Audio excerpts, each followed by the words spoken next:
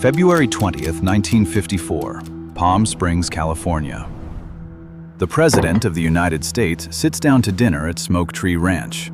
Fried chicken, casual conversation, a quiet evening away from Washington.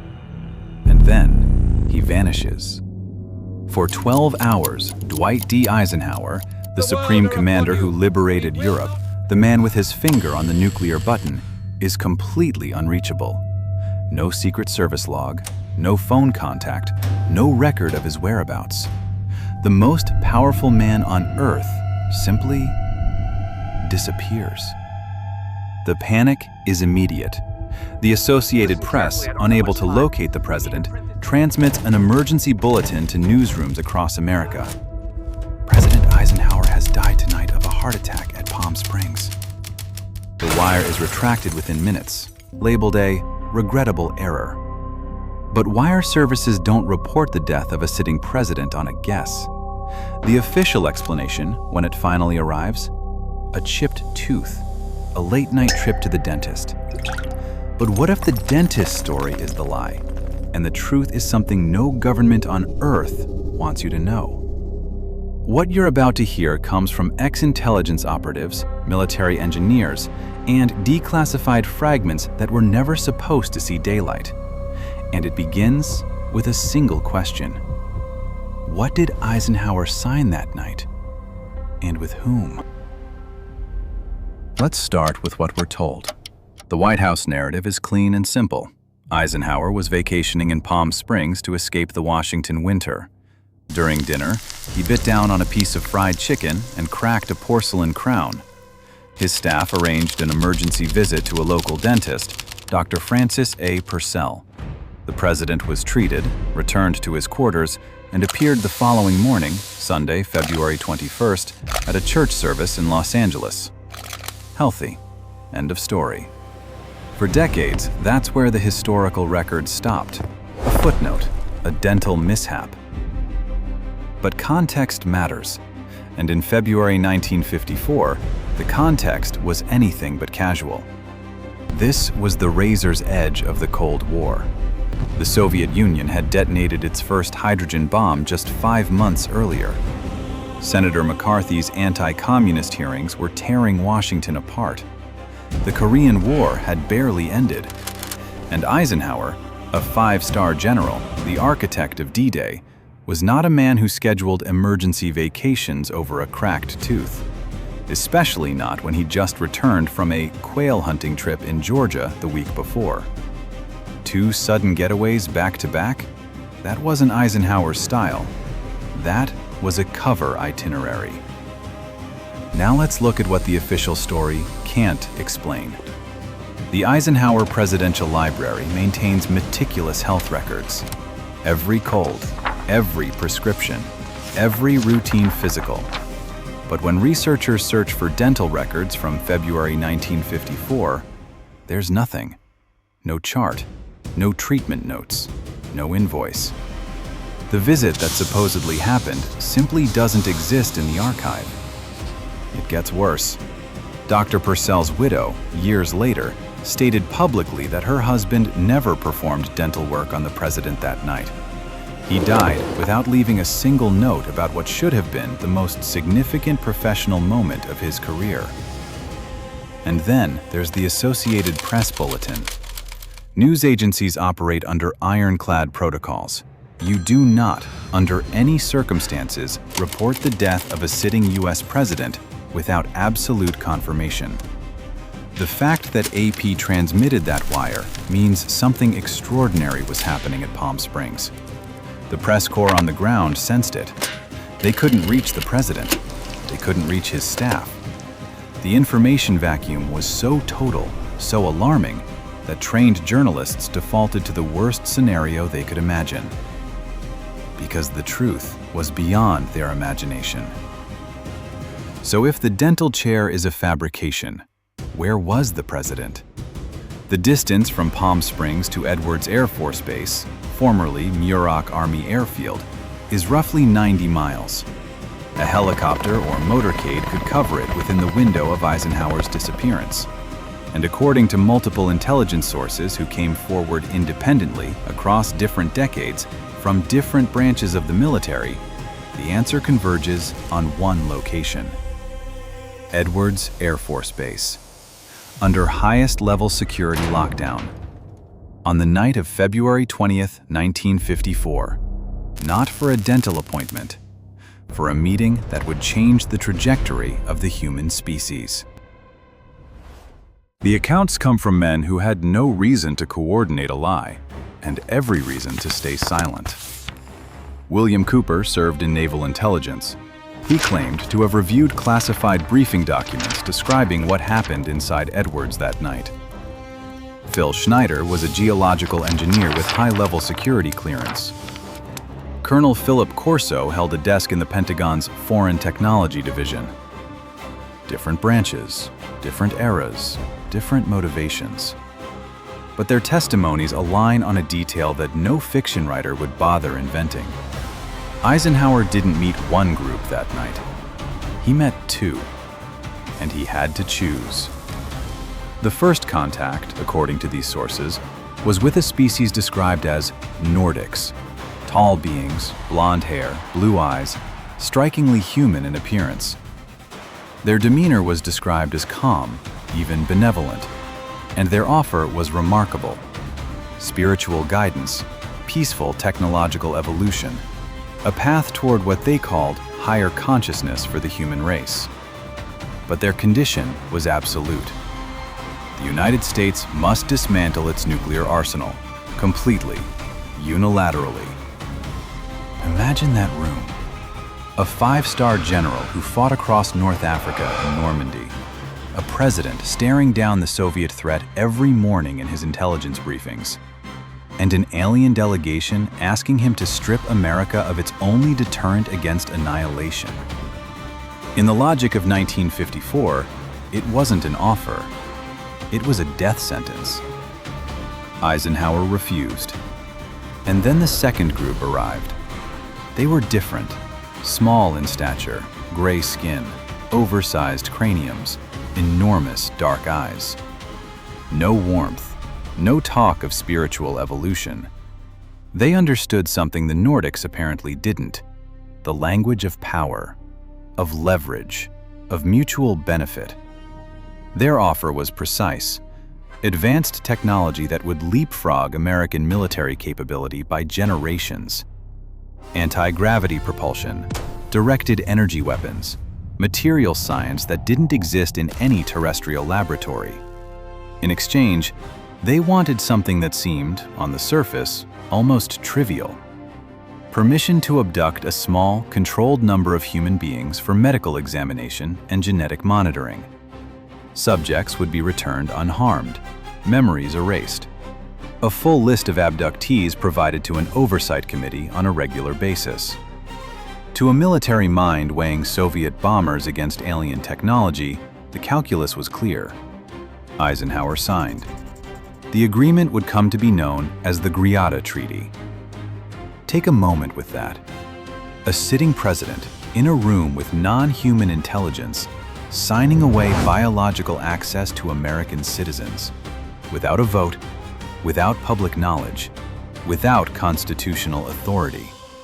If even a fragment of this is accurate, it represents the most consequential diplomatic act in recorded history.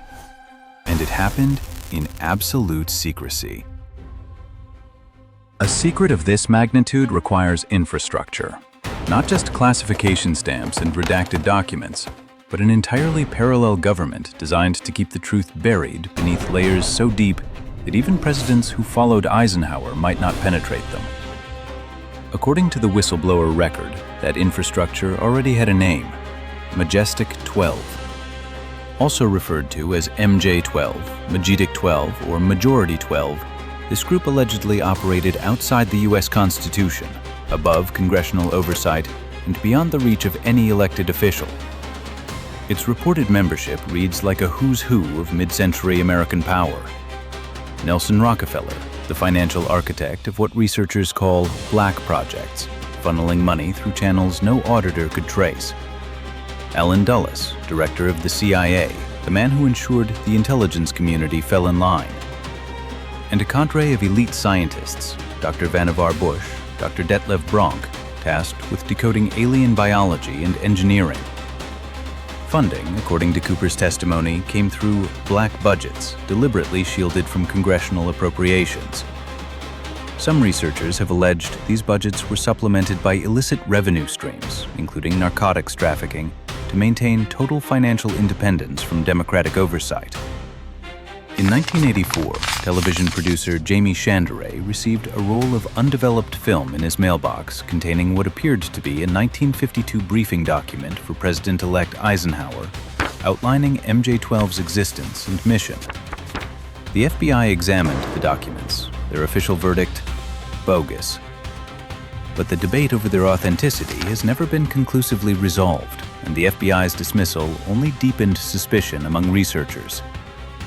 Beneath MJ-12, the operation was compartmentalized into projects with coded designations. Project Aquarius served as the master archive, 16 volumes cataloging every known interaction between humans and extraterrestrial biological entities. Project Sigma handled communications, the electronic signal exchanges that had led to the 1954 meeting in the first place. Project Red Light was the flight testing program for recovered alien craft conducted at Groom Lake, Area 51. Early attempts were catastrophic. The ships operated on bioelectric interfaces calibrated to gray physiology. Human pilots couldn't sync with the controls. They died. The program only achieved stable flight after direct alien assistance, which only became possible after the treaty. And then there was Project Snowbird, pure disinformation. Conventional aircraft redesigned to resemble flying saucers, flown deliberately in front of cameras and journalists to provide a mundane explanation for any red light craft spotted by civilians. Now, circle back to that AP wire from February 20th. In light of this apparatus, this machine engineered to produce confusion, misdirection, and silence, the error makes perfect sense. The press corps at Palm Springs hit a wall of total information denial so thick, so unprecedented, that the only explanation their training allowed was the most extreme one available. The president must be dead, because nothing else could justify this level of blackout. They were wrong about the death, but they were right that something monumental was happening, something the machine of silence was already working to erase. If the treaty was real, then it had a deliverable. And if that deliverable was technology, there should be fingerprints. Moments where human innovation took an impossible leap forward that can't be fully explained by incremental progress. Colonel Philip Corso believed those fingerprints were everywhere. And he spent the last years of his life trying to show us where to look. Corso's 1997 memoir, The Day After Roswell, made a claim that most of the scientific establishment dismissed as fantasy, and that a growing number of researchers find increasingly difficult to ignore. His job, he said, within the Pentagon's Foreign Technology Division, was to serve as a pipeline. Artifacts recovered from the 1947 Roswell crash and from subsequent treaty exchanges would pass through his office. He would then approach major defense contractors, Bell Labs, IBM, Dow Corning, and present the materials under a carefully constructed cover story. This is captured Soviet or German technology that requires analysis. The contractors would examine the artifacts, develop applications, and file patents. Alien engineering, laundered through American industry, entered the civilian economy as homegrown innovation. The plausible deniability was built into the process. No contractor knew the true origin. No patent office would question Bell Labs. Let's test this against the historical record. Fiber optics. The official history credits Narinder Singh Kapani, a brilliant Indian-born physicist who published his breakthrough in the journal Nature in 1954. He is rightly celebrated as the father of fiber optics. But the date is extraordinary, 1954, the same year as the alleged Greada Treaty. Corso explicitly listed super tenacity fibers and fiber optic technology as items recovered from alien navigational systems used to transmit data without electromagnetic interference. Here's where it gets harder to dismiss. Caponi's research was funded substantially by the U.S. Army Ordnance Corps and the Office of Naval Research, precisely the military channels Corso described as the distribution pipeline for alien-derived technology. Caponi's genius is not in question, but the alternative history perspective asks a pointed question. Was he the originator, or was he the brilliant mind selected, perhaps unknowingly, to decode and commercialize something that had already been seeded into the military academic complex? The jump is striking. Humanity had understood since the 19th century that light could be bent through water, but the leap from that principle to high-speed data transmission through glass filaments happened in the exact year a treaty allegedly delivered alien fiber technology to the U.S. military. The pattern repeats. The integrated circuit, the foundation of every computer on Earth, was developed by Jack Kilby and Robert Noyce between 1958 and 1959. Corso claimed that silicon wafers containing microscopic circuits were recovered from alien craft, and that these artifacts catalyzed the revolutionary shift from room-sized vacuum tube computers to compact solid-state electronics. The laser, developed in the early 1960s, was identified by Corso as originating from handheld cutting tools found in the Roswell wreckage. Consider the device you're watching this on right now. Fiber optics carry the signal to your router. Integrated circuits process every pixel on your screen. Laser technology reads data from storage media. A Pentagon colonel with a distinguished service record stated under oath and in print that all three originated from non-human engineering.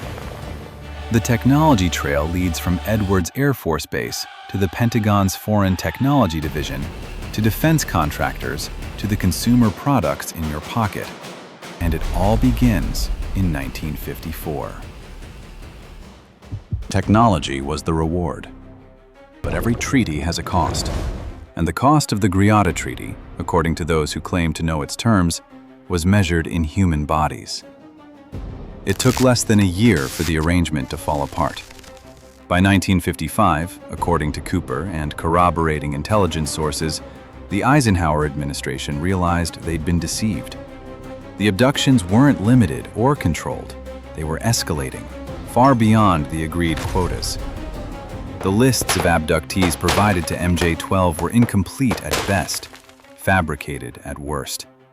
And the medical examinations that had sounded clinical and benign turned out to be something far darker, a large-scale genetic harvesting program.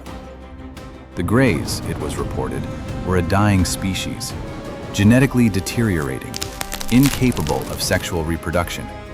They needed human enzymes, human tissue, human DNA, not to study us, but to sustain themselves. The treaty's biological access clause wasn't research, it was survival, and they had no intention of honoring its limits. The infrastructure built to service this arrangement allegedly included the most infamous facility in conspiracy research, the Dulce base. Buried beneath Archuleta Mesa on Jicarilla Apache Reservation land in northern New Mexico, Dulce was described by multiple sources as a joint human-gray underground installation, 7 levels descending miles into the earth. The upper floors, human administration and living quarters. Level 5, alien residential space. Level 6 earned a name that stuck, Nightmare Hall. Genetic experiments, hybrid organisms, creatures that were neither fully human nor fully alien. Failed attempts at splicing kept alive in containment. Level 7, cryogenic storage, embryos, frozen biological material, a vault of human genetic futures controlled by non-human hands. Phil Schneider said he saw it firsthand. In 1979, working as a geological engineer contracted to drill expansion tunnels beneath Archuleta Mesa, Schneider claimed his team broke through a cavern wall and stumbled into an active gray habitat. The stench, he said, was unbearable, worse than rotting garbage. 7-foot-tall gray beings stood in the chamber. In the chaos that followed, Schneider drew his sidearm, a Walther PPK he'd carried against regulations, and fired, killing 2 of the creatures. A third responded with a gesture, hand swept across its chest, and a concentrated beam of blue light struck Schneider in the torso. It ripped open his chest cavity, incinerated several fingers, and left radiation burns that would contribute to cancer in his later years. He displayed these wounds at every public lecture he gave. 66 people died in that underground firefight. Delta Force operators, construction workers, engineers. 3 men walked out alive. Schneider was one of them. He spent the next 17 years telling anyone who would listen. In January 1996, Phil Schneider was found dead in his apartment. The official ruling? Suicide. The method? A catheter tube wrapped 3 times around his neck.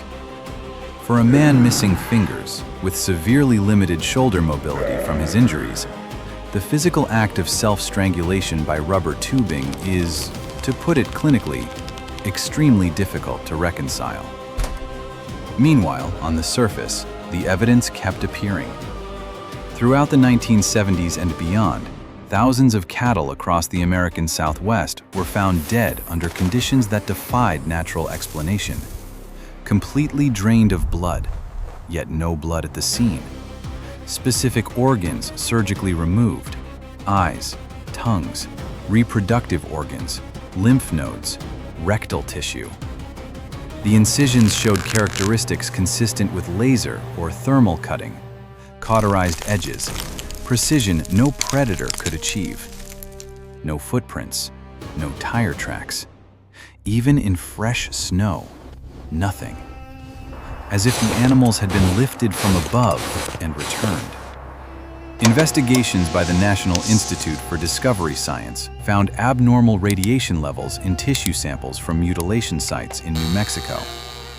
The working hypothesis among researchers: cattle served as biological farms, living sources of the enzymes, hormones, and genetic material the Greys required to maintain their species and nurture hybrid embryo programs. The price of the treaty was being paid, not in dollars, in DNA. Here's what most researchers miss when they examine the Greada Treaty. They treat it as a Cold War anomaly, a unique event born from nuclear-age paranoia and military ambition. But what if it wasn't unique at all? What if it was just the latest chapter in a story that's been repeating for thousands of years? In 1945, 9 years before Eisenhower's disappearance at Palm Springs, a sealed clay jar was unearthed near the town of Nag Hammadi in Upper Egypt. Inside were 13 leather-bound codices containing Gnostic texts that predated the official Christian canon by centuries. These weren't heretical ramblings. They were sophisticated theological documents that the early church had systematically attempted to destroy. Among them was a text called On the Origin of the World. And within its pages, scholar John Lamb Lash identified something that sent a chill through the exopolitics research community. The Gnostic texts describe entities called archons, interdimensional beings who exist alongside humanity but are fundamentally different from us. Their leader, Yaldabaoth, is described in terms that are hauntingly specific. The text calls him a being resembling an abortive fetus, an oversized head on an underdeveloped body, eyes devoid of genuine consciousness. The archons, according to the Gnostics, are incapable of true creation. They can only imitate. They are parasitic by nature, feeding on human spiritual energy, obsessed with control and manipulation of the material world. Now place that description beside a modern gray alien. Large cranium, frail, underdeveloped body, enormous, dark eyes. A species that, according to every whistleblower account, cannot reproduce independently, cannot generate its own biological material, and is dependent on harvesting human genetic resources to survive. A species whose primary interaction with humans involves extraction of tissue, of embryos, of something essential that they lack. The morphological parallel is striking enough. The behavioral parallel is harder to dismiss. But the Gnostic texts aren't the only ancient source that echoes the Greada Treaty. The Book of Enoch, one of the oldest texts in the Judaic tradition, tells the story of the Watchers, angelic beings who descended to Mount Hermon, took human wives, and produced the hybrid race known as the Nephilim. In exchange for biological access, the Watchers offered humanity forbidden knowledge. 1 Enoch, chapter 8, verse 1, catalogs the gifts: metallurgy, weapons making, cosmetics, herbal sorcery, astrology. Technology for biology, knowledge for access. The same transaction, the same structure. The Greada Treaty isn't a modern invention, it's a recurring covenant. Beings who are incomplete, who need something from us, arrive offering techne, tools, weapons, power. And they ask for one thing in return: access to the human body, to human genetics, to whatever it is about our species that they cannot generate on their own. Zechariah Sitchin, through his translations of Sumerian clay tablets, introduced another layer: the Igigi, the servant class of the Anunnaki gods who eventually rebelled against their masters. Some researchers have theorized that the Greys are what remains of the Igigi, biological workers, possibly artificial, degraded across millennia, now desperately seeking genetic renewal through the species their creators once engineered. 3 civilizations, 3 eras, 3 treaties. The Sumerians offered servitude to the Anunnaki in exchange for civilization. The generation of Enoch lost its genetic purity to the Watchers in exchange for forbidden arts. And in 1954, Dwight Eisenhower offered biological access to the Greys in exchange for technological dominance. The names change, the terms don't. Pull back now. See all of it at once. A president who vanished for 12 hours and a dental record that doesn't exist. An Associated Press death bulletin triggered by a blackout so total that trained journalists assumed the worst. A shadow committee operating outside the Constitution, funded through channels invisible to Congress. A technology pipeline that delivered fiber optics, integrated circuits, and laser systems into American industry at the precise moment a treaty allegedly brought alien engineering to Earth. An underground base where 66 people died fighting creatures that shouldn't exist. Thousands of cattle surgically dismantled across the American heartland with tools no veterinarian can explain. And ancient texts, Gnostic, Enochian, Sumerian, describing the same beings, the same exchange, the same price, separated by millennia. This is not a collection of unrelated conspiracy theories. This is a pattern, and patterns demand an explanation that coincidence cannot provide. The Greada Treaty, if the whistleblowers are right, wasn't a Cold War miscalculation. It was the modern iteration of humanity's oldest and most dangerous bargain. A species that cannot sustain itself arrives offering knowledge that transforms civilization. The price is always the same: access to what makes us biologically human. The Gnostics called them archons. Enoch called them watchers. The intelligence community calls them Greys. Eisenhower wasn't at the dentist on the night of February 20th, 1954. He was in a room at Edwards Air Force Base, facing a choice that no human leader should have to make alone, and making the one that every leader in recorded mythology has made before him. He chose power, he chose technology, and he signed away something he didn't own. His farewell address 7 years later carried a warning that most historians attribute to defense spending. Guard against the acquisition of unwarranted influence by the military-industrial complex. But what if the general who liberated Europe wasn't warning about Lockheed Martin? What if he was warning about what he'd let in? The treaty, if it exists, has never been declassified. The abductions, according to researchers who track them, never stopped. The technology keeps advancing at a pace that outstrips any reasonable innovation curve. And somewhere beneath the American Southwest, facilities built to service this arrangement continue to operate, connected, some believe, by high-speed underground transit systems that form the skeleton of a breakaway civilization, a shadow society decades ahead of the world above, answering to no flag and no electorate. The men who tried to expose this, Cooper, Schneider, scores of others, are dead. Many under circumstances that strain the word coincidence past its breaking point. The 66 who died at Dulce have no memorial, no official record, no families notified through proper channels. The question was never whether the treaty was real. The question is whether it can be broken, and whether anyone with the power to break it has the courage to try.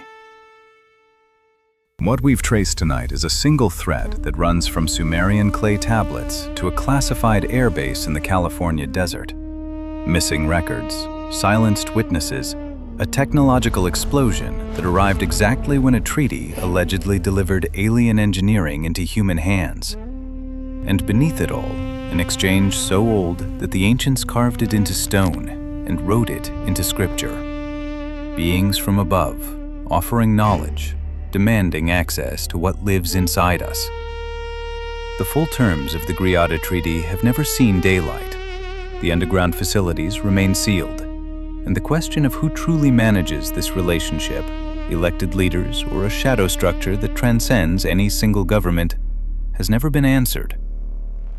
Perhaps it can't be answered from the outside. Perhaps it requires enough people asking the same question at the same time, loudly enough that silence is no longer an option. So here's mine for you. If you could declassify one document from 1954, just one, what would you want to see? Tell me in the comments. Share this with someone who's ready to look deeper. And if this is your first time here, join us, because we're just getting started, and the next chapter goes even further down. The truth doesn't stay buried forever. Sometimes it just needs enough people digging.